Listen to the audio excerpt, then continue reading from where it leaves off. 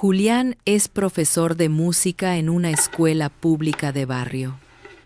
Ama tanto enseñar que se queda después de hora afinando violines viejos y reparando guitarras donadas. Una tarde, una madre llega con su hijo, y una verdad que le cuesta decir: no pueden pagar las clases. Él mira esos ojos que se mueren por tocar un instrumento, y pronuncia una frase que marcará el inicio de algo imprevisto. Le enseño aunque no pueda pagar. Lo que parece una simple clase gratis se convierte en una cadena de gestos. Un niño que recupera la sonrisa. Otros alumnos que se contagian. Un pequeño taller musical que empieza a transformarse en refugio. Entre los padres que van y vienen hay uno que escucha desde el fondo, siempre callado, con gorra y ropa sencilla.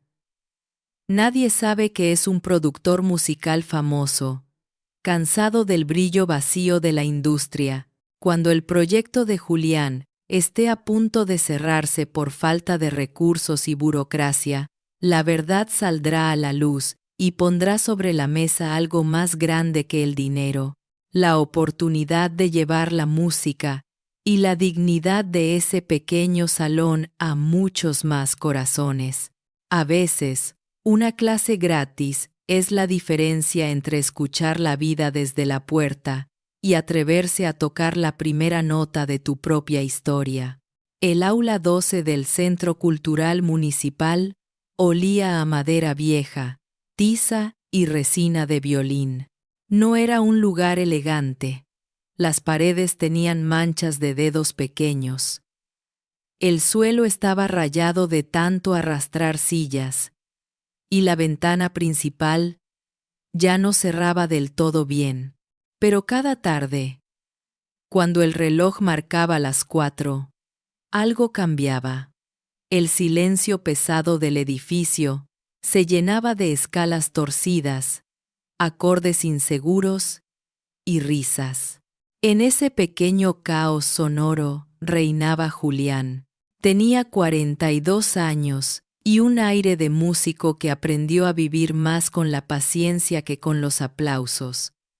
El pelo algo revuelto, barba de 2 días, manos fuertes y delicadas al mismo tiempo.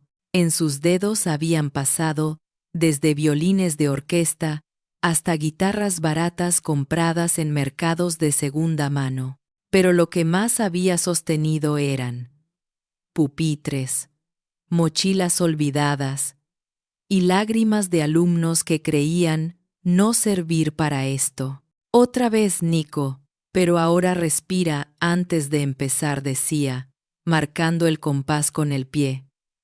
La música no se corre, la música espera. Ese martes, sin embargo, todavía no conocía a Nico. Esa tarde aún estaba dedicada a los de siempre. Sophie con su flauta dulce peleándose con el si bemol. Matías probando acordes en la guitarra española con las uñas demasiado cortas. Y Valeria agarrando el violín como si fuera una escoba. La muñeca suelta. «Vale», decía Julián, acercándose por detrás para corregir la postura. «Si la agarras con miedo». El sonido sale con miedo. La clase terminó entre risas y promesas de «la próxima me sale bien, profe». Uno a uno, los chicos fueron saliendo, arrastrando mochilas, guardando instrumentos prestados en fundas remendadas. El centro cultural volvía a vaciarse, como un escenario después de la función. Julián se quedó, como siempre, recogiendo partituras, borrando la pizarra donde todavía se leía. No es tocar perfecto, es tocar con verdad. Luego dejó el violín sobre la mesa y sacó de un armario una caja de herramientas pequeñas. Destornilladores, trozos de cuerda, un botecito de cola. En la silla de la esquina lo esperaba un viejo violín con la tapa abierta, como un pecho al que había que arreglarle el corazón. «A ver», viejo amigo murmuró. A ti te vamos a sacar un par de canciones más, aunque digan que ya no sirves. Mientras trabajaba, escuchaba en el pasillo las voces apagadas de otras actividades. Un curso de yoga para adultos mayores. Un taller de teatro con adolescentes que hablaban demasiado alto. El mundo seguía girando, pero dentro del aula, 12 el tiempo tenía otro ritmo. Estaba tan concentrado que casi no oyó los pasos suaves en la puerta. «Disculpe», dijo una voz femenina, tímida. Alzó la vista. En el marco de la puerta estaba una mujer de unos 30 y tantos, cabello recogido en una coleta apretada, ojeras leves de quien duerme menos de lo que necesita, y a su lado un niño de unos 9 años abrazando una mochila contra el pecho. «Hola», respondió Julián, dejando el violín. «¿Buscan algún taller? Creo que los de danza están abajo». «No, es que...». La mujer miró al niño y luego a él. «Nos dijeron que aquí daban clases de música para chicos». El niño levantó un poco la mirada.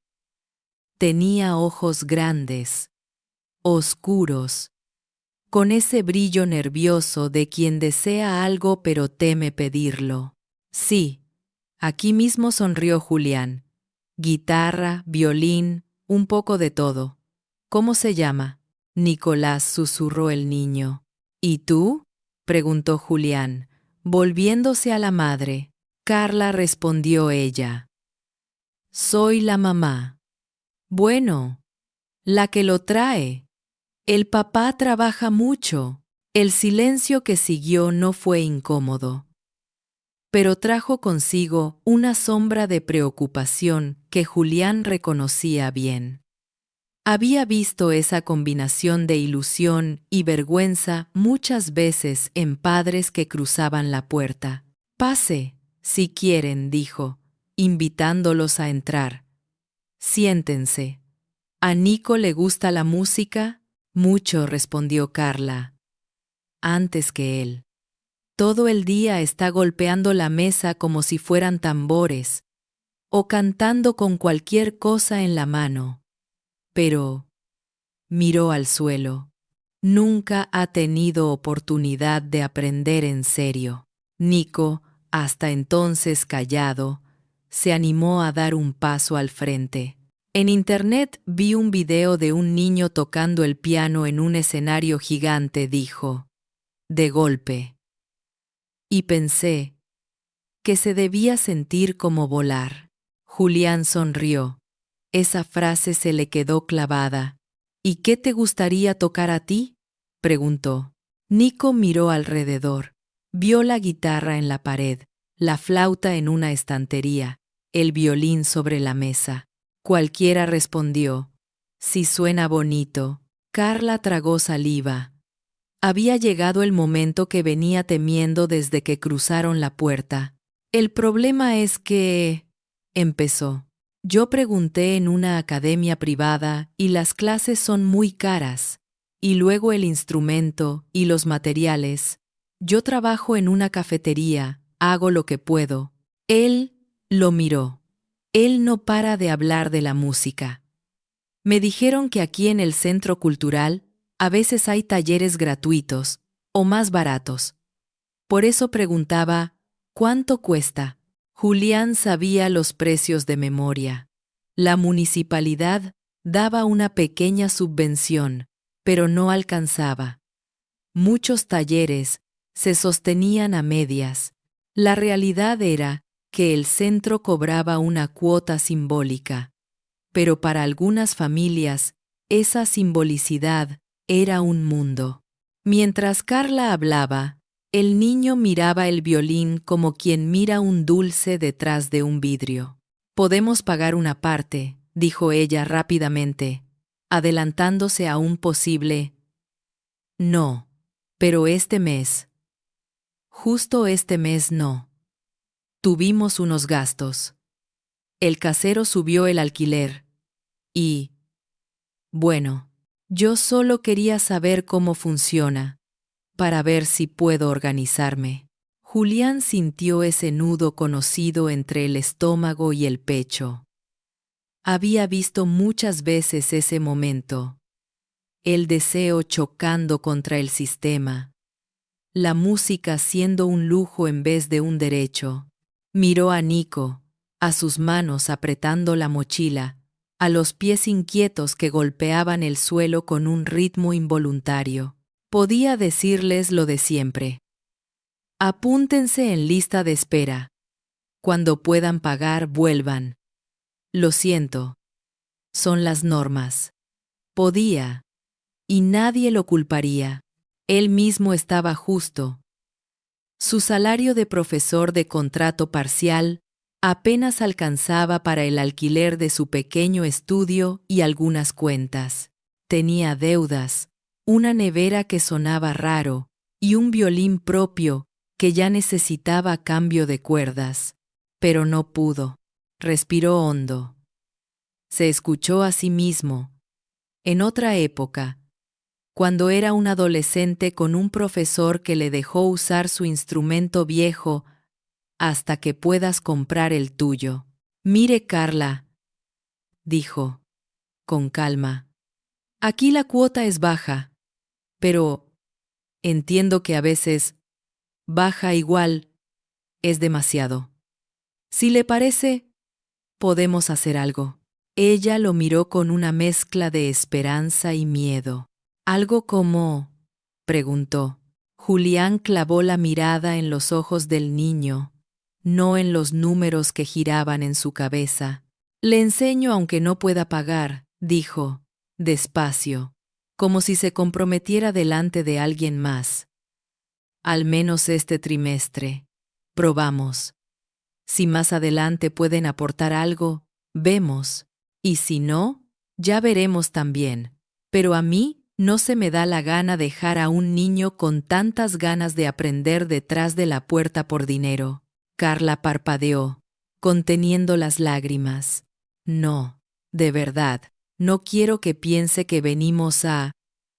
Empezó. Él levantó una mano, suave. No lo veo como caridad, aclaró. Lo veo como inversión. En él y en el barrio. Además, no va a ser gratis del todo. Se volvió a Nico. ¿Tú estás dispuesto a trabajar? Y no hablo solo de tocar. Hablo de esforzarte, venir aunque llueva, cuidar el instrumento, respetar a tus compañeros. Nico asintió con una velocidad que casi le enredó las palabras. Sí, dijo. Sí, lo prometo.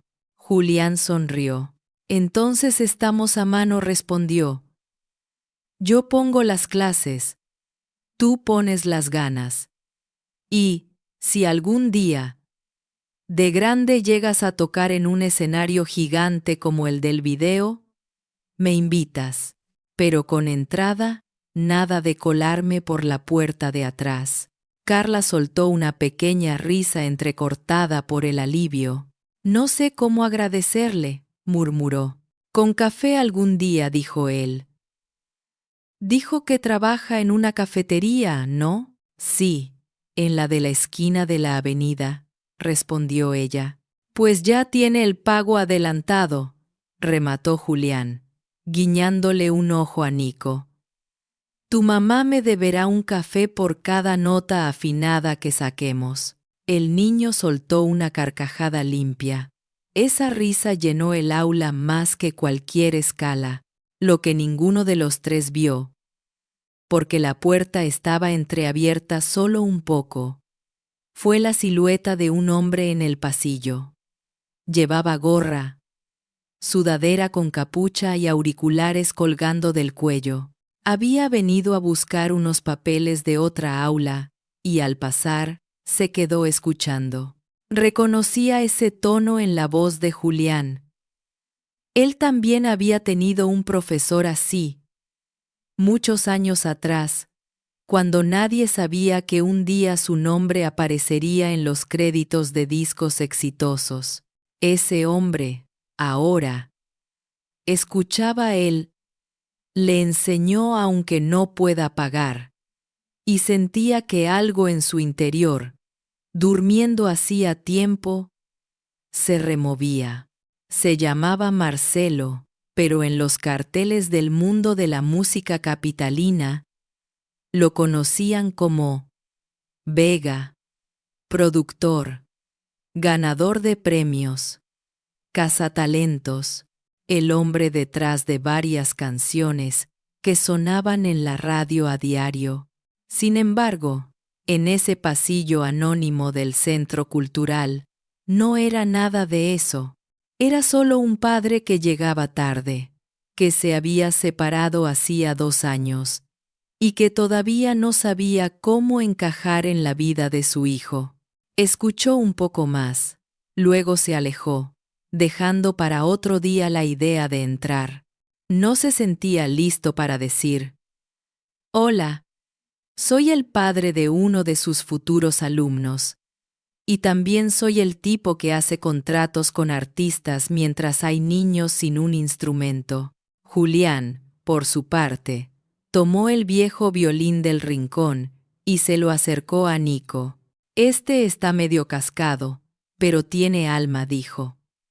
«Si lo tratas bien, te lo presta. Pero ojo, los violines son celosos. Si los abandonas, se ponen tristes y desafinan». Nico tomó el instrumento como quien sostiene algo sagrado.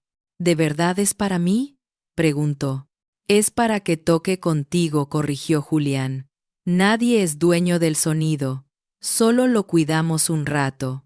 Mientras el niño probaba el arco, y Carla lo miraba como si fuera la primera vez que lo veía sonreír así, el profesor sintió una mezcla extraña, la satisfacción de seguir su impulso y el vértigo de preguntarse cómo pagaría él mismo el próximo mes.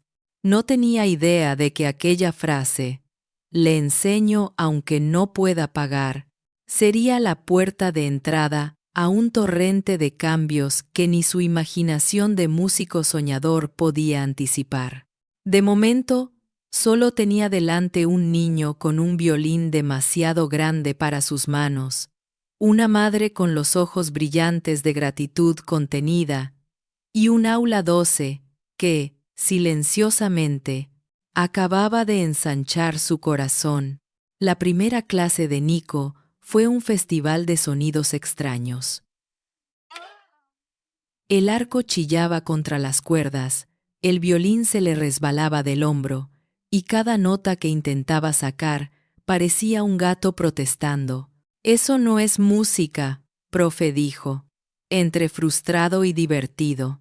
«Es el idioma de los violines cuando conocen a su humano», respondió Julián. «Al principio se quejan, luego se rinden. Paciencia». Carla miraba desde una silla al fondo del aula. No quería irse. Ver a su hijo allí era un lujo que se quería permitir, aunque tuviera que llegar más tarde a casa y empezar la cena a contrarreloj. En la tercera clase, cuando ya conocía de memoria el ejercicio del mi, sostenido en la cuerda de abajo, Nico dejó escapar un comentario sin filtro, mientras intentaba afinar. «¿Sabe, profe?», dijo, «cuando toco, se me olvida un poco que en casa se escucha todo lo del vecino». «¿Lo del vecino?», preguntó Julián. «Sí, el que pone la tele fuerte y se pelea por teléfono», explicó. «La señora del cuarto también grita mucho. Pero cuando estoy aquí, no se escucha nada de eso». Julián se quedó con esa frase dando vueltas en la cabeza toda la tarde. Empezó a notar que Nico no solo venía a tocar violín, venía a respirar distinto, a pararse frente a un atril y sentirse, por unos minutos, protagonista de algo que no tuviera que ver con el ruido de su edificio o las discusiones de adultos. Con el tiempo, el niño fue hablando más. Contó que su padre trabajaba con música también, pero en cosas importantes, aunque no supo explicar bien qué, que a veces lo veía en la tele, pero casi nunca en la mesa, que el día que le dijo que quería aprender a tocar, su padre había respondido algo como: «La música es dura, hijo. Mejor estúdiala de verdad o déjala». «¿Y tú qué quieres?», preguntó Julián, una de esas tardes en las que el arco por fin empezaba a obedecer. «Yo quiero que mi papá me escuche», respondió Nico, sin mirarlo. La sinceridad de esa frase le atravesó el pecho al profesor. Con el paso de las semanas, otros niños empezaron a notar a Nico. No porque tocara perfecto, sino porque no faltaba nunca, ni cuando llovía fuerte, ni cuando había partido de fútbol en la tele. «¿Y tú cómo hiciste para que te dejen venir a todas las clases?», preguntó Sophie, una tarde. «Mi mamá habla con el profe», respondió él. «Y yo hago los deberes rápido». Julián, escuchando de reojo, sonrió. La presencia constante de Nico empezó a generar otro tipo de eco. Los compañeros que antes veían la música como una actividad más, la empezaron a mirar con otros ojos. Si alguien con menos facilidades se tomaba tan en serio esas tardes de cuerda y partitura, ¿cómo no valorar ellos también ese espacio? Un día, al terminar la clase, Carla se acercó a Julián con una bolsa en la mano. «Traje medialunas de la cafetería», dijo. «Son del día, pero están perfectas. Tomamos mate en el recreo, si quiere». «Eso suena a soborno», bromeó él, «pero acepto». Compartieron un rato en silencio, los dos sentados en las sillas de plástico, mirando cómo Nico practicaba unos compases en el rincón. Concentradísimo. «No sabe cómo ha cambiado desde que empezó a venir», dijo ella, en voz baja. Antes estaba triste, contestaba mal, se encerraba en el cuarto. Desde que trae ese violín a cuestas, se queja menos de todo, hasta se levanta más temprano. Julián la escuchó con atención. «Yo lo veo también», respondió. «Tiene una sensibilidad especial, de los que sienten hasta el silencio». «Me da miedo que se ilusione demasiado», confesó Carla. «Su papá siempre dice que no todos pueden vivir de esto, que él conoce a muchos que se quedaron en el camino». «Quizá no se trata solo de vivir de esto», dijo Julián. «A veces se trata de vivir mejor gracias a esto. Aunque luego sea médico, mecánico o lo que sea, la música enseña a escuchar, y eso no se pierde». Ese tipo de conversaciones empezaron a volverse habituales. Laura, la bibliotecaria del centro, también se sumaba a veces, trayendo libros de cuentos sobre compositores para que los niños los leyeran. El aula 12 se fue transformando, poco a poco, en un pequeño ecosistema de gente que no tenía mucho dinero, pero sí muchas ganas de que el barrio no fuera solo problemas. En esos meses, Marcelo, el padre de Nico, apareció pocas veces. La primera vez fue un jueves lluvioso. Llegó tarde, con gorra y campera, fingiendo distraídamente que revisaba el móvil mientras se quedaba en la puerta. «Pase, si quiere», lo invitó Julián. «Aquí no cobramos entrada». Marcelo sonrió apenas, incómodo. «Solo vengo a buscar al niño», dijo. «No quiero interrumpir». «No interrumpe», replicó Julián. «A los instrumentos les gusta que los escuchen los padres. Afinan distinto», terminó de decirlo y volvió a la pizarra. Hablaba de ritmos, de cómo contar 1, 2, 3, 4 por dentro, de no correr. Mientras tanto, Nico intentaba seguir, clavando la mirada en su arco. Marcelo apoyó un hombro en la pared. Miró el aula. Los violines baratos, las guitarras con marcas de manos, la flauta oxidada en el estante. Pensó en las producciones millonarias en las que había trabajado. Estudios con luces, micrófonos caros, cables por todos lados. Se sintió, por primera vez, en mucho tiempo, un poco avergonzado del contraste. Cuando la clase terminó, se acercó. Buenas tardes, dijo. Ahora algo más formal. Soy Marcelo, el padre de Nico. Julián lo miró. Había algo familiar en su rostro, como si lo hubiera visto en alguna entrevista, en la portada de algún suplemento cultural, pero no terminó de ubicarlo. Un gusto, respondió, tendiéndole la mano. Es muy buen alumno. Pelea con el violín, pero no se rinde. Nico rodó los ojos. El violín es más terco, que yo, bromeó. Marcelo se agachó a su altura. ¿Y te gusta venir?, preguntó. Mucho, respondió el niño, sin dudar.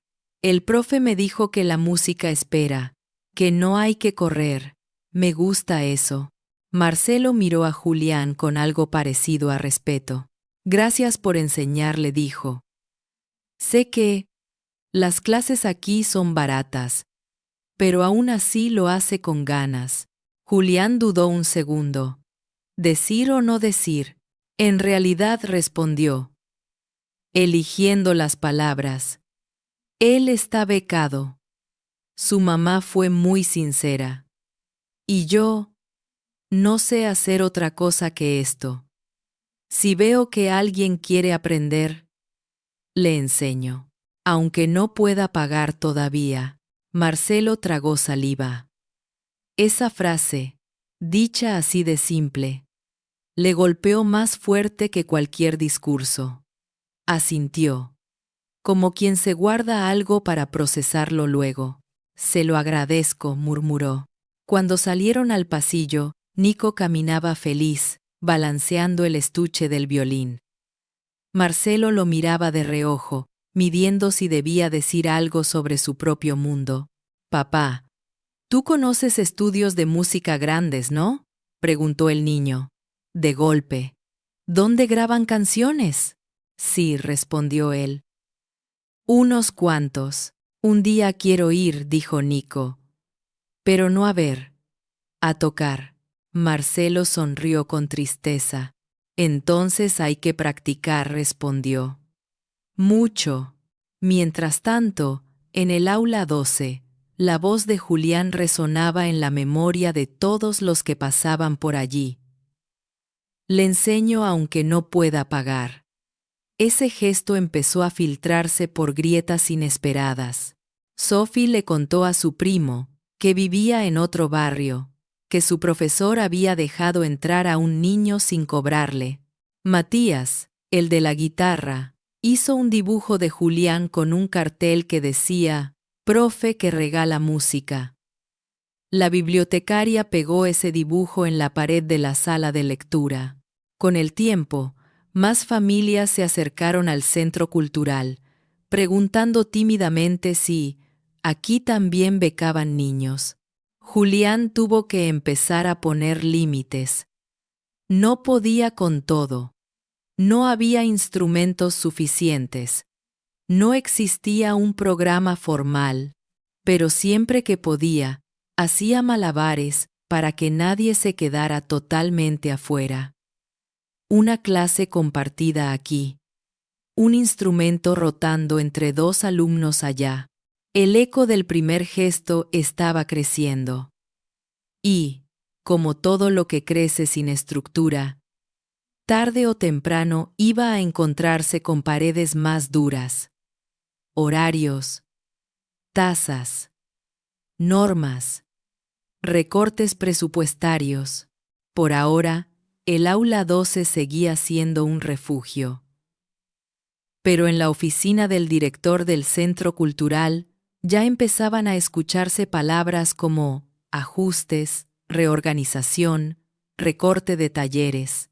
Y en un estudio del centro de la ciudad, mientras revisaba contratos y escuchaba maquetas, Marcelo pensaba cada vez más en ese aula. En el profesor que reparaba violines viejos, en su hijo intentando domar un arco, y en la frase que no se le iba de la cabeza. No lo veo como caridad, lo veo como inversión. El aviso llegó en forma de hoja impresa en papel barato, pegada con cinta en la cartelera del hall del Centro Cultural. Por reestructuración de actividades y presupuesto, a partir del próximo mes, se suspenderán temporalmente algunos talleres. Se ruega a los responsables acercarse a dirección para recibir información detallada. Julián lo leyó de camino al aula 12, con el estuche de su violín al hombro y una bolsa llena de partituras en la otra mano. Sintió un pequeño escalofrío, subió las escaleras más rápido de lo habitual, dejó las cosas sobre la mesa y fue directo a la oficina del director. ¿Me llamaste?, preguntó, sin rodeos, asomándose. El director, un hombre de voz suave y mirada cansada, asintió. Pasa. Julián dijo. Cierra la puerta. Eso nunca era buen signo. Nos han recortado presupuesto, empezó. Sin preámbulos. Ya lo sabíamos. Pero ahora es oficial. Tenemos que reducir el número de talleres con subvención municipal. Las actividades que no son consideradas prioritarias se quedan sin apoyo hasta nuevo aviso. Julián sintió un nudo en la garganta. ¿Y la música no es prioritaria?, preguntó, aún sabiendo la respuesta. El director se encogió de hombros, con ese gesto de quien está harto de pelear con paredes invisibles. Para mí sí, dijo. Pero allá arriba cuentan otra cosa. Número de usuarios. Impacto medible. Cosas así. Hay talleres que tienen más inscripción, o que están dentro de programas concretos. El tuyo es de los que quedan en el aire. Mis chicos no son aire, replicó Julián, con un hilo de rabia atravesándole la voz. Son niños con 2 manos y un corazón que encontraron aquí un lugar para respirar. Lo sé, respondió el otro, pero el dinero no alcanza. Y además, ha llegado una queja. Esa palabra se le clavó a Julián como una espina. ¿Una qué?, repitió. El director le alcanzó una hoja. Algunos padres han comentado que el profesor de música está dando clases sin cobrar a ciertos niños, generando un trato desigual y desvalorizando el trabajo docente. Consideramos injusto que unos tengan que pagar cuota y otros no. Pedimos que se regule esta situación. No estaba firmada con nombre y apellido. Era un correo impreso que alguien había puesto sobre el escritorio del director, con remitente genérico. No sé quién la envió, dijo el director. Puede que sean 2 o 3, o uno solo, pero sumado al recorte, nos complica.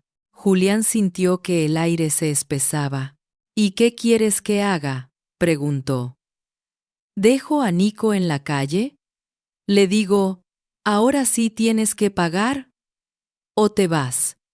¿Dejo de becar a quien no puede? Quiero que entiendas que yo no decido solo, respondió el director, con un suspiro. La Junta me pidió que ordene la situación. Una opción es que sigas, pero cobrando a todos. Otra es suspender el taller hasta nuevo aviso.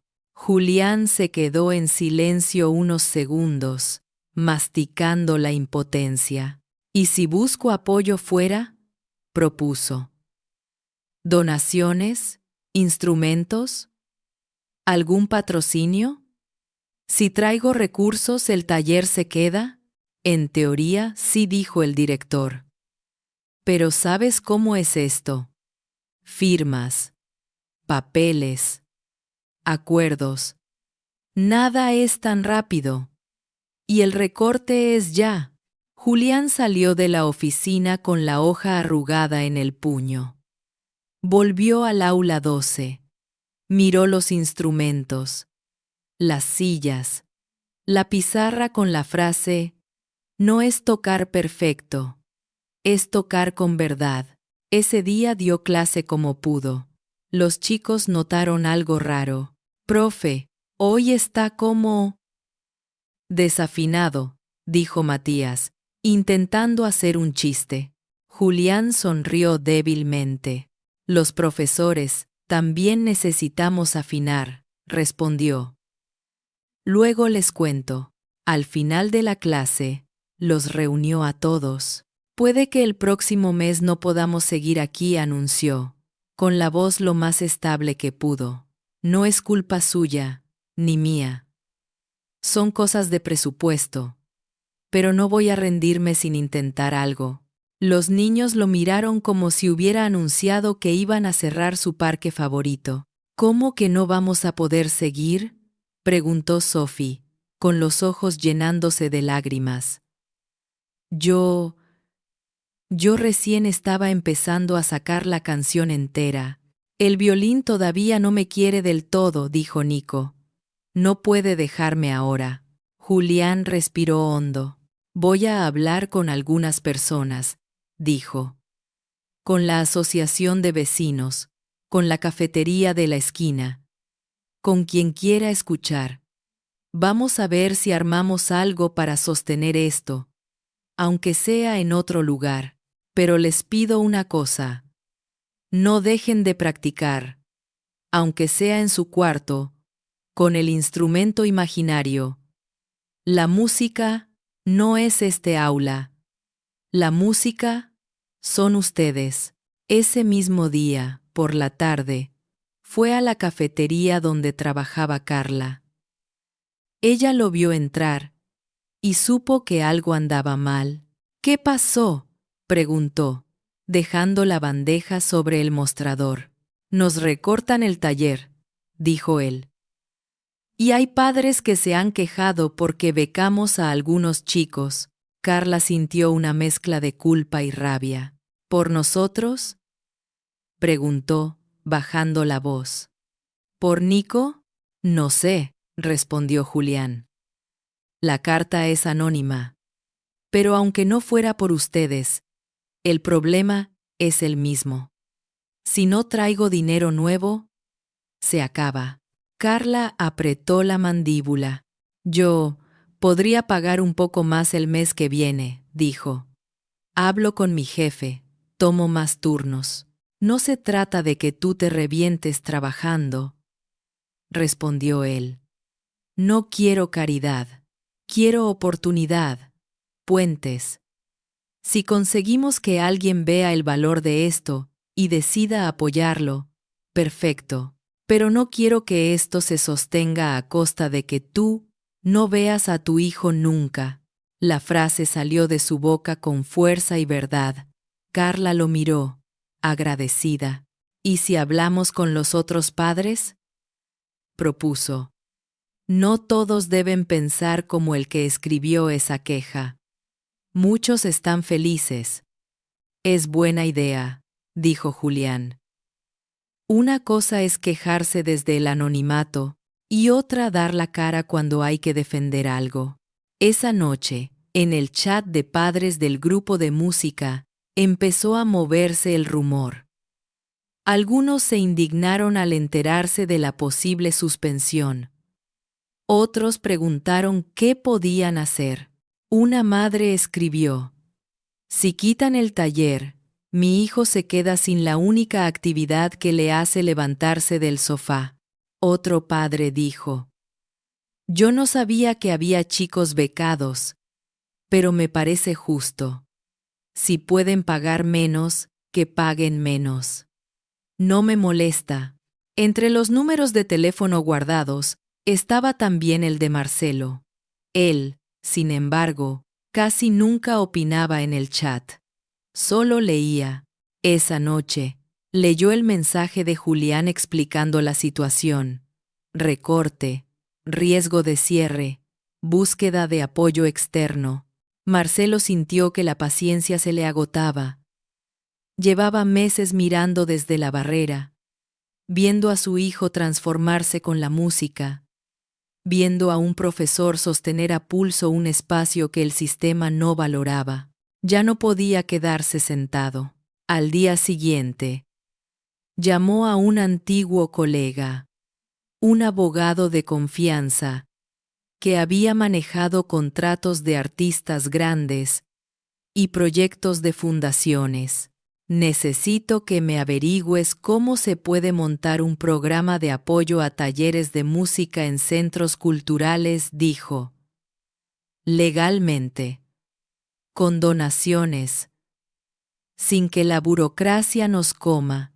¿Quieres abrir otra fundación? Preguntó el abogado, acostumbrado a esas frases. No respondió Marcelo. Esta vez no quiero nombres rimbombantes, quiero algo práctico, y quiero hacerlo escuchando primero al profesor, no imponiéndole un logo. El abogado se sorprendió. Ese tono no era el del productor que negociaba con discográficas. Era el de un hombre que había visto algo que lo había sacudido. Mientras tanto, Julián seguía su propia ruta. Fue a la asociación de vecinos, donde un grupo de señoras organizaba rifas para arreglar la plaza. Les habló del taller, de los chicos, de los instrumentos. Podemos hacer un concierto, propuso una de ellas. Que los niños toquen. Invitamos a todo el barrio. Vendemos algo para recaudar. Yo puedo hacer carteles, dijo la bibliotecaria, que también estaba ahí. Yo puedo hablar con el cura, que a veces presta el salón. Grande, aportó otro vecino. De pronto, el problema dejó de ser solo de Julián. Se volvió un tema de comunidad. Eso le dio fuerzas, pero también le recordó que ahora tenía una responsabilidad mayor: no defraudar a tantos corazones que se habían enganchado. El día del concierto rifa llegó. El salón parroquial estaba lleno de sillas desparejadas, un pequeño escenario armado con pallets y una mesa al costado con tortas caseras, empanadas, jugos. Los chicos, nerviosos, afinaban como podían. Julián caminaba entre ellos, ajustando clavijas, dando palmaditas en el hombro. Recuerden, si se equivocan, sigan, decía. La música perdona más de lo que creemos. En la tercera fila, Carla acomodaba a unos familiares. Un poco más atrás, con gorra y campera sencilla, sentado discretamente, estaba Marcelo. A su lado, un hombre de traje sin corbata, el abogado. Quiero que lo veas, dijo Marcelo en voz baja. Antes de que escribamos nada, el concierto empezó. Sophie tocó una melodía simple en flauta, y el público la aplaudió, como si hubiera interpretado un concierto de Mozart. Matías rasgueó acordes de una canción conocida, y algunos asistentes cantaron por lo bajo. Cuando llegó el turno de Nico, el silencio se hizo más grande. Salió al escenario con el violín prestado, la camisa planchada por Carla con el mayor cariño, y unas manos que temblaban un poquito. Julián se colocó a su lado, también con violín. Lo hacemos juntos, le susurró. Si te pierdes, me miras a mí. Empezaron a tocar una pieza sencilla, de 2 voces. La primera nota de Nico salió un poco rasposa, pero la segunda fue más firme. Poco a poco, la melodía se armó, como una conversación entre 2 instrumentos. No era perfecta, pero era honesta, valiente, llena de respiraciones contenidas en las bocas de quienes miraban. En la penúltima frase, Nico se equivocó. Un dedo en la cuerda equivocada, una nota que chilló. Se quedó congelado un microsegundo. Entonces vio la mano de Julián, marcando el pulso, escuchó su violín siguiendo, y recordó. Si se equivocan, sigan. Siguió. Terminó la pieza con un último arco que casi le saca una lágrima a él mismo. El público estalló en aplausos. Carla lloraba sin ocultarlo. Marcelo sentía que algo le apretaba la garganta. El abogado se inclinó hacia él. Ahora entiendo por qué tanta urgencia, dijo. Esto no es un taller más. Esto es otra cosa. Al final del concierto, cuando la rifa ya había juntado un sobre decente con billetes arrugados, el padre de Nico se acercó a Julián en el pequeño backstage improvisado. Profe, dijo, estrechándole la mano. Estoy impresionado. No es mérito solo mío, respondió Julián. Son ellos. No. Claro, dijo Marcelo. Pero alguien tuvo que creer en ellos cuando la cuota no alcanzaba. Julián se encogió de hombros, incómodo con los elogios. Mire, añadió Marcelo. Sé que están teniendo problemas con el taller. Recortes. Y todo eso. Quiero hablar con usted con más calma. Hay algo que quizá podamos hacer. ¿Podamos?, preguntó el profesor. Sí, respondió Marcelo, dudando un segundo. Usted con su música y yo con lo que sé hacer. Julián lo miró con curiosidad. Sentía en ese hombre algo conocido, pero aún no lograba identificarlo. Cuando quiera, dijo. Aquí no tenemos muchas puertas, pero todas se abren.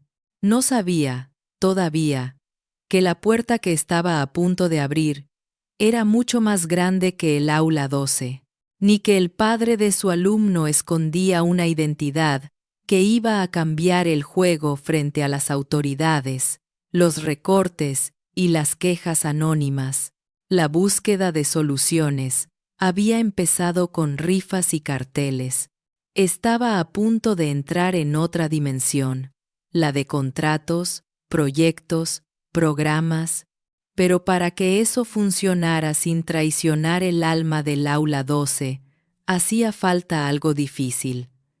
Que el dinero se pusiera al servicio de la música, y no al revés. Y para eso, tanto Julián como Marcelo tendrían que revelarse mutuamente quiénes eran de verdad. La reunión se fijó para un jueves por la tarde, en el mismo aula 12. Julián había insistido en que, si iban a hablar de su futuro, fuera en el lugar donde sonaban las cuerdas, no en un despacho frío. Marcelo llegó puntual, sin gorra esta vez. Llevaba una carpeta en la mano y el gesto concentrado. Detrás de él, entró el abogado con un maletín discreto. Antes de que empecemos, dijo Marcelo, quiero presentarme de verdad. Julián frunció el ceño. ¿No lo has hecho ya?, bromeó. Padre de Nico, puntual a veces, desaparecido otras. Marcelo sonrió, reconociéndose en esas palabras. También soy eso, dijo. Pero hubo algo que no te conté. Por miedo, por pudor, por cansancio. Me llamo Marcelo Vega. En la industria musical me conocen simplemente como Vega.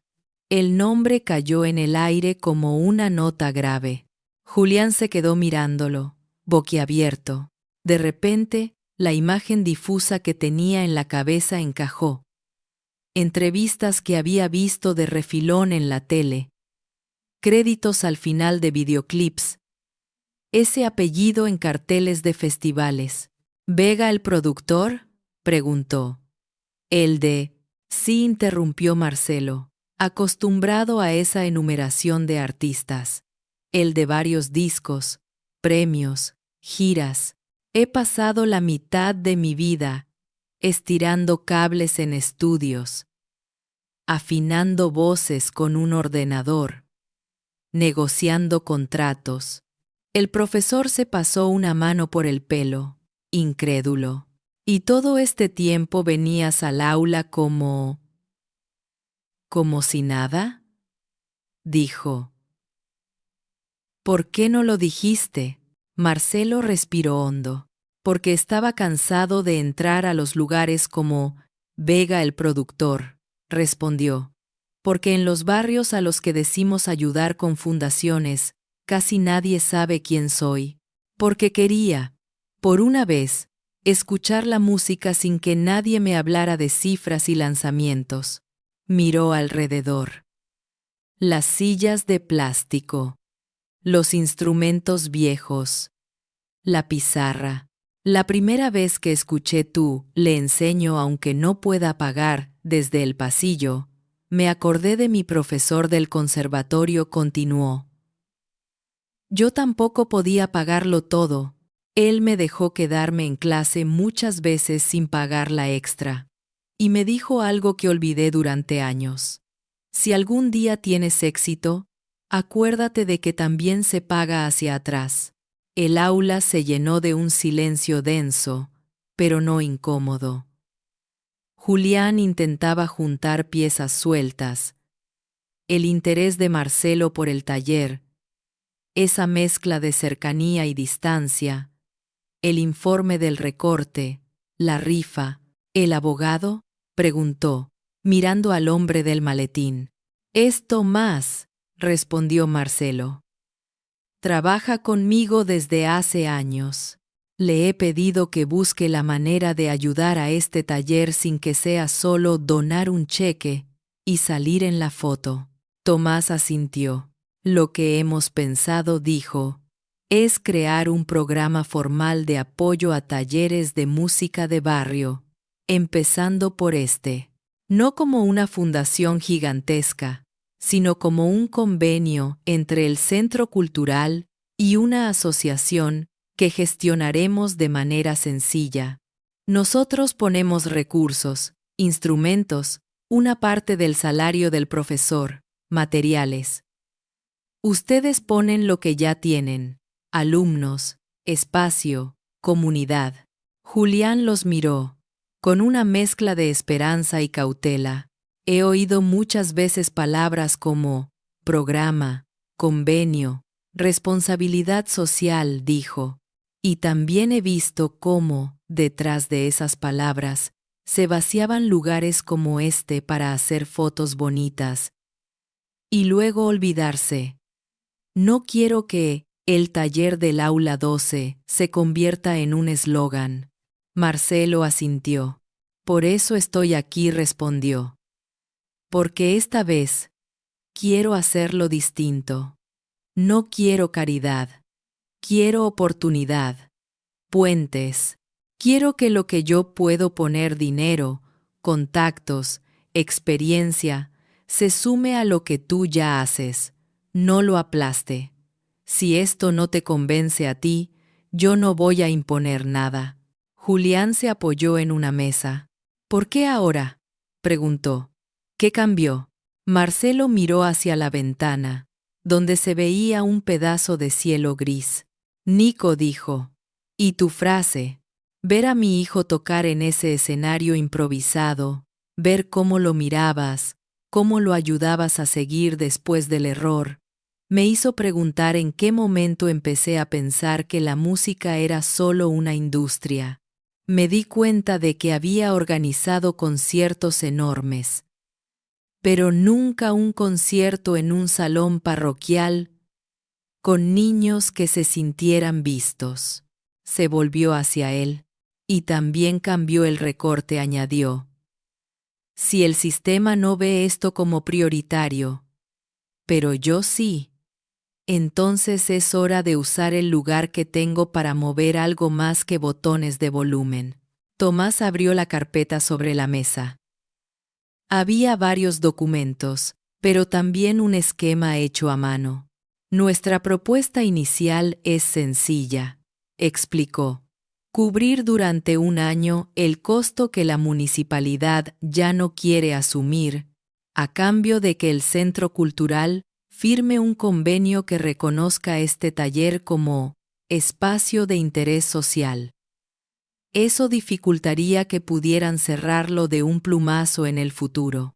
Además, podríamos abrir un fondo para becas formales para alumnos como Nico, de modo que tu gesto no dependa solo de tu bolsillo o de tu buena voluntad. Julián frunció el ceño. ¿Y qué quieren a cambio?, preguntó. Siempre hay algo. Marcelo sonrió con honestidad. Quiero demostrar, empezando por mi propia gente en la industria, que la música no se sostiene solo con grandes escenarios. Respondió, me gustaría que, de vez en cuando, algunos artistas que conozco vinieran a dar talleres, charlas, sin cobrar. Y sí, es posible que en algún momento haya fotos, historias, porque también es importante que otros vean que esto existe. Pero hay líneas que no quiero cruzar. No se usará la imagen de ningún niño sin permiso. No se les pondrá a posar como si fueran pobrecitos rescatados. Julián se quedó pensando. Sus dedos jugaron con una resina de violín sobre la mesa. Tengo condiciones, dijo al fin. Si no se cumplen, no firmo nada. Marcelo levantó las cejas, intrigado. Te escucho. Primero empezó Julián. Que la decisión de becar o no a un niño siga pasando por aquí, por quienes los vemos todos los días, no por un formulario frío. Segundo, que haya una mesa donde se sienten también padres y alumnos, al menos una vez al año, a opinar sobre el programa. No quiero que decidáis todo entre trajes. Tomás tomaba nota con rapidez. Tercero, continuó el profesor, que si alguna vez dejáis de apoyar, no os vayáis sin antes ayudar a buscar otra forma de sostener lo que se haya construido. No quiero que los chicos se acostumbren a algo y luego se les quite de golpe, porque ya no da imagen. Hubo un breve silencio, y Cuarto añadió, que quede claro por escrito que este aula no se convierte en escuela de talentos ni en casting encubierto. Si alguien llega a un escenario grande, que sea porque así se dio su camino, no porque alguien vino aquí a buscar diamantes baratos. Marcelo soltó una pequeña risa. Eres más duro que algunos ejecutivos de discográfica, dijo. Y eso es un cumplido. Se puso serio. Acepto tus condiciones, añadió. De verdad. Porque son las mismas que me pondría a mí mismo si estuviera en tu lugar. Lo único que pediría sumar es algo, que tú también te sientes en esa mesa, no solo como profesor, sino como co-creador del programa. Julián se quedó mirando el aula. Se imaginó aquello, reuniones con vecinos, padres, quizás algún artista, hablando de algo que había nacido de una simple frase. Le enseño aunque no pueda pagar. Está bien, dijo. Pero no te prometo saber hablar bonito en esas mesas. Hablo mejor con el violín. Ese es precisamente el tipo de lenguaje que necesitamos, respondió Marcelo. En las semanas siguientes, la maquinaria se puso en marcha. El Centro Cultural, desconfiado al principio, terminó aceptando el convenio. Algunos funcionarios no entendían por qué un productor famoso se interesaba en un aula vieja con instrumentos remendados. Otros lo vieron como una oportunidad de colgarse una medalla. Julián y Marcelo Estuvieron atentos a cada línea del contrato, a cada palabra que pudiese comprometer la esencia del taller. Cuando por fin se firmó, el director del Centro Cultural reunió al personal. El taller de música no se suspende, anunció. Por el contrario, a partir de ahora formará parte de un programa piloto de apoyo a la educación artística en barrios. El profesor Julián seguirá al frente. Habrá becas formales para alumnos con dificultades económicas. Y no, antes de que pregunten, no se va a convertir en academia privada. Los niños se enteraron en la siguiente clase. Julián entró al aula, con una sonrisa que hacía tiempo no le veían. Chicos, tengo una noticia, dijo. El aula 12 se queda. Hubo un grito colectivo de alegría. Valeria casi abraza el atril. Matías levantó la guitarra como si fuera un trofeo. Sophie se puso a llorar sin entender por qué tanto. Nico se acercó al profesor. ¿Fue por lo del concierto?, preguntó. Fue porque tocamos de verdad, respondió Julián. Y porque hay gente que, al fin, se dio cuenta de que esto vale. En el fondo del aula, apoyado en la pared, estaba Marcelo. Esta vez no se escondía. Cuando algunos padres empezaron a sospechar quién era en realidad, los rumores se propagaron. Dicen que el papá de Nico es famoso, que ha producido canciones de esos artistas que escuchan los chicos. En una reunión de padres, una madre levantó la mano. Yo solo quiero saber una cosa, dijo, mirando a Marcelo. ¿Por qué alguien con dinero se mete en un aula vieja como esta? Marcelo la miró a los ojos. Porque en aulas como esta empezó todo lo que yo sé, respondió. Porque la música que se hace aquí es tan importante como la que se graba en estudios caros. Y porque me cansé de ayudar desde lejos.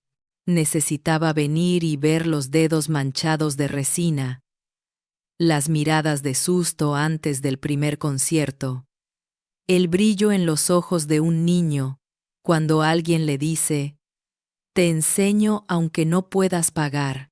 La madre asintió. Esa respuesta valía más que cualquier discurso preparado. Con el programa en marcha, empezaron a pasar cosas inesperadas. Un guitarrista conocido se ofreció a dar una masterclass. Un grupo de jóvenes de otro barrio pidió venir a ver cómo funcionaba el taller. La biblioteca municipal pidió permiso para hacer una pequeña exposición sobre la música del aula 12. Fotos, dibujos, partituras. A Julián todo aquello lo abrumaba un poco. No estaba acostumbrado a la atención. Una tarde, mirando el aula vacía, Marcelo se acercó. ¿Estás bien?, preguntó. Me da miedo que esto se nos vaya de las manos, respondió el profesor. Que el ruido de afuera tape lo que pasa aquí dentro. Marcelo apoyó una mano en el hombro de Julián. Entonces nos tocará, cada cierto tiempo, bajar el volumen, dijo, y recordar por qué empezamos. Si algún día sientes que la cosa se está desviando, me llamas y lo paramos. Esto no es una productora, es un puente. Julián asintió. A veces pienso que los dos estamos aprendiendo la misma lección desde lugares distintos, dijo. Yo. Que la música también puede tener aliados con traje. Tú, que la música no empieza ni termina en los escenarios caros. Se miraron con una complicidad nueva. No eran solo el profesor de barrio y el productor famoso. Eran dos hombres que, por caminos diferentes, habían decidido jugarse algo por un aula 12 que se negaba a rendirse. Un año después, el cartel de la puerta del aula 12 había cambiado ligeramente. Ya no decía solo taller de música, profesor Julián. Ahora, con letra sencilla, añadía programa de becas musicales del barrio. Aquí se aprende con cuota o con ganas. El aula seguía teniendo paredes manchadas, sillas desparejadas y una ventana que a veces se trababa. Pero había más instrumentos, 2 violines nuevos, donados por un luthier que se había enterado de la historia. Una batería electrónica de segunda mano que algún artista famoso había cedido, más guitarras colgadas en la pared. El programa de becas, gestionado con cuidado, permitía que no solo Nico, sino otros chicos, en situaciones parecidas, pudieran aprender sin que el dinero fuera una barrera insalvable. Todo estaba registrado, hablado en una pequeña comisión donde se sentaban Julián, el director, un par de padres y de vez en cuando, Marcelo o Tomás. En el barrio, el impacto se notaba en detalles pequeños, pero profundos. En la cafetería donde trabajaba Carla, ahora había una foto enmarcada. Nico en el escenario parroquial, con el violín, sonriendo con la timidez de entonces. Debajo, escrito a mano, el primer concierto de muchos. ¿Su hijo toca en la tele?, le preguntó un cliente un día, señalando la foto. Todavía no respondió ella, con una sonrisa orgullosa. Pero toca aquí, y se señalaba el pecho. Eso ya es bastante.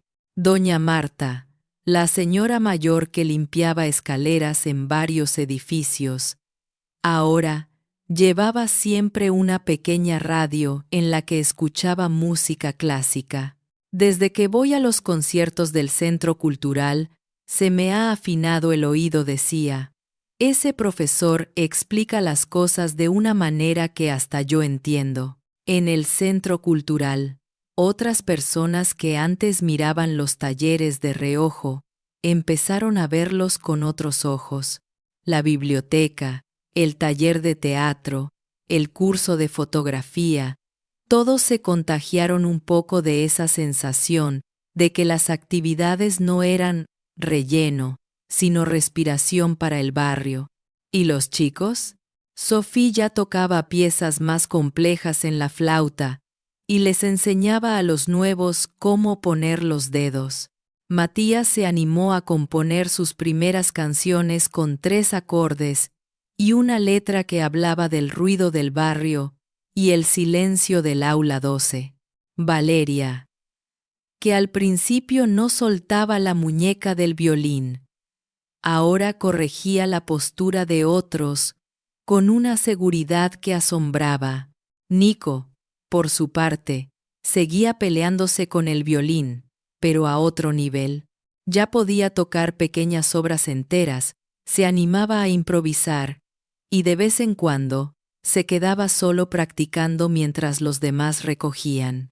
Una tarde, después de clase, se acercó a Julián. Profe, dijo, ¿usted cree que un día yo pueda trabajar con música de verdad? Julián pensó su respuesta con cuidado. Creo que ya trabajas con música de verdad, respondió. Solo que ahora la moneda con la que te paga es cómo te sientes por dentro.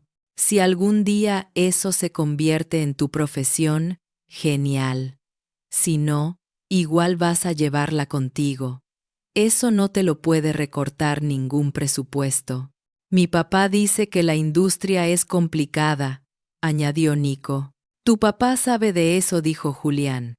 Pero también está aprendiendo que hay músicas que no se miden en listas de éxitos.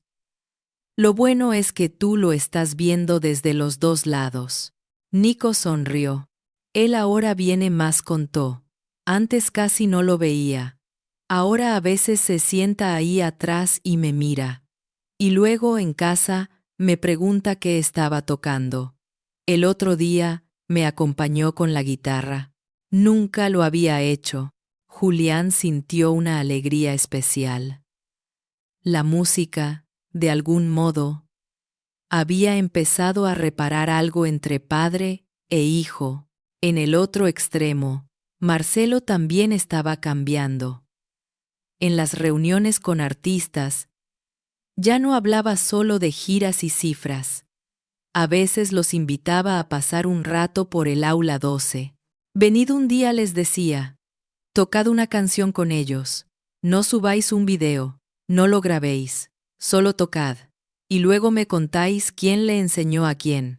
Algunos aceptaron. Y salieron del aula con los ojos brillantes. Hace tiempo no tocaba así.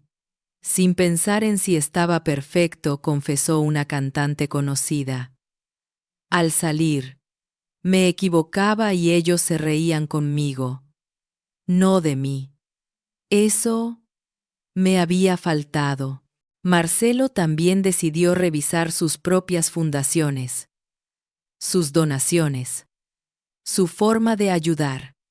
Empezó a pedir menos fotos en galas y más informes de impacto real.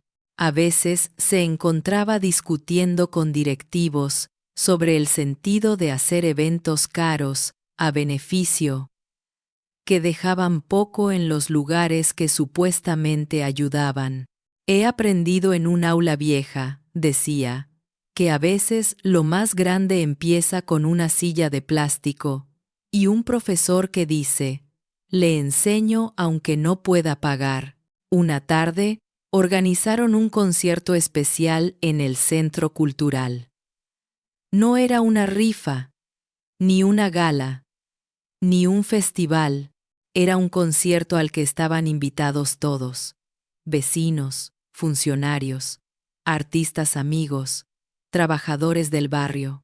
El programa incluía piezas sencillas, algunas canciones populares arregladas para flauta y guitarra, y una obra final donde tocarían juntos niños, padres y algún invitado especial. En la última pieza, se dio una imagen que muchos recordarían durante años. Julián al centro, dirigiendo con el arco. A su lado, Nico con el violín. Detrás, Matías con la guitarra. En una esquina, Marcelo con otra guitarra, Sofía con la flauta, y mezclados entre ellos, dos cantantes conocidas que habían ido de incógnito, sonriendo como niñas. Cuando terminaron de tocar, el aplauso fue largo. No tanto por la perfección la hubo y no la hubo, sino por lo que se respiraba allí, comunidad. Al terminar, un funcionario del área de cultura se acercó a Julián y a Marcelo. Lo que han hecho aquí es un ejemplo, dijo. Hemos empezado a recibir consultas de otros centros que quieren replicarlo.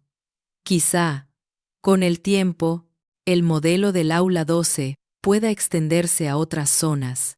Julián lo escuchó con atención, pero con los pies firmes en el suelo. Si lo replican, dijo, no olviden esto. No se trata solo de dar clases gratis. Se trata de mirar a cada niño a los ojos y decidir que vale la pena perder dinero para que gane música. El funcionario asintió, algo desconcertado por esa sinceridad tan poco diplomática. Más tarde, cuando ya se habían ido casi todos, el aula quedó casi vacía. Julián y Marcelo se quedaron recogiendo partituras. Nico jugaba con Lucía, la hija de otra madre, haciendo que los violines hablaran con voces tontas. ¿Te acuerdas de la primera vez que entraste aquí?, preguntó Marcelo. Sí, respondió Julián. Pero me acuerdo más de la primera vez que ellos entraron. De esa mezcla de miedo y ganas, Marcelo dejó unos papeles sobre la mesa. Aquí, dijo, está el informe de este primer año del programa. Números, nombres, fotos. Se lo voy a enviar a algunos contactos. Pero quería que lo vieras antes. Julián hojeó el documento. Entre las tablas y las frases formales, había algo que le llamó la atención. Una pequeña cita, en recuadro, atribuida a profesor del aula 12. La música no es un lujo, es una forma de decirle a un niño, tu silencio también importa. No recuerdo haber dicho eso tan bonito, bromeó. Lo dijiste a tu manera, respondió Marcelo. Yo solo lo traduje. Miraron por la ventana. El sol se escondía detrás de los edificios del barrio. A lo lejos, se oía el ruido del tránsito, alguna sirena, una radio mal sintonizada. Dentro, los violines descansaban en sus fundas, las guitarras en la pared. A veces pienso, dijo Julián, apoyando la frente en el cristal, que todo esto empezó el día que dijiste, le enseño aunque no pueda pagar. Marcelo negó con la cabeza. Empezó mucho antes, respondió. Empezó con tu profesor que te prestó un violín, con el mío que me dejó quedarme en clase sin pagar, con cada gesto que nadie grabó. Nosotros solo hemos tenido la suerte de escuchar ese eco y hacerle caso. Nico se acercó, con el violín ya guardado. Profe, papá dijo. ¿Un día podemos tocar los tres juntos en un escenario grande? Julián y Marcelo se miraron. Claro, respondió el productor. Pero quiero que recuerdes algo, Nico. El escenario grande no es mejor que este. ¿Solo es más alto y hay más luces? Preguntó el niño. Sí, contestó Julián. Pero si un día las luces te encandilan, acuérdate de este aula, de estas paredes feas, de este primer violín que chillaba. Nico asintió, como quien guarda un tesoro invisible en el bolsillo. Salieron del centro cultural caminando despacio. En la calle, algunos vecinos los saludaban por nombre, otros hacían bromas. A ver cuándo nos dan clases a los grandes. Profe, apúnteme que yo desafino hasta para aplaudir. El aula 12 quedó vacía, pero no muda. Las historias que habían nacido entre esas sillas, esos atriles y esas notas imperfectas, seguirían resonando en cada rincón, donde alguien, en cualquier lugar, decidiera decir, le enseño, aunque no pueda pagar, porque al final, esa frase no hablaba solo de música, hablaba de una forma de mirar al otro y de apostar por su futuro, cuando él aún no se imagina capaz de nada. Y mientras haya un profesor dispuesto a pronunciarla, un padre dispuesto a bajarse del pedestal para sentarse en la última fila, y un niño dispuesto a poner las manos sobre las cuerdas aunque le tiemblen, siempre habrá una nueva historia que sanar. Si esta historia tocó tu corazón, ayúdanos a llevar más gestos de bondad al mundo. Suscríbete a Historias que Sanan, deja un me gusta y comparte este video con alguien que lo necesite hoy. Cuéntanos en los comentarios qué pequeño gesto cambió tu día o tu vida. Si quieres apoyar más historias y espacios solidarios, únete como miembro del canal. Gracias por estar aquí.